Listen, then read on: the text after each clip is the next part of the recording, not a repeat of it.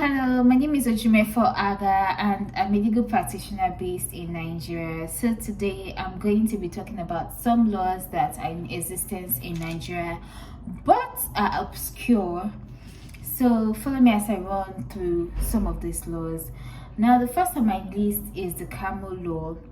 So the camel law actually provides that it's actually an offense for anybody to wear anything that has to do with the force.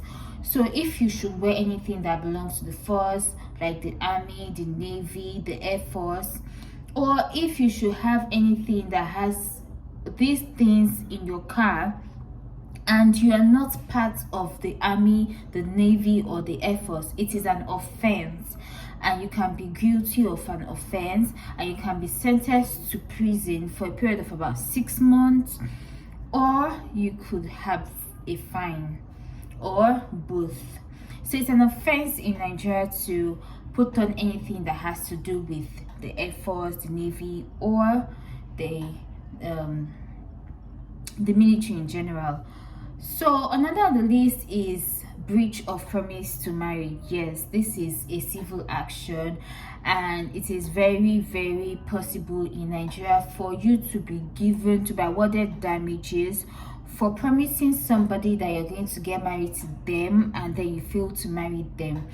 But then there's some consequence of this civil action. Before any person can bring an action against you for a breach of promise to marry, there's certain things that the person has to prove before the courts. Remember, it's a civil action and it's not an action where the person has to prove beyond reasonable doubt. What the person has to prove is a balance of probabilities, and the person has to prove that, okay, yes, there was actually representation which they relied upon, and which because of that representation they were not able to have affair with another person. They really relied on that representation, and then because of that representation there was breach of it. There has been cases where people have been awarded money at up to like 5 million for breach of promise to marry.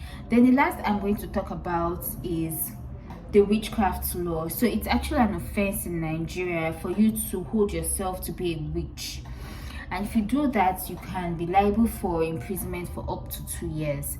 So thank you very much. This is the law in 3 minutes. Thank you.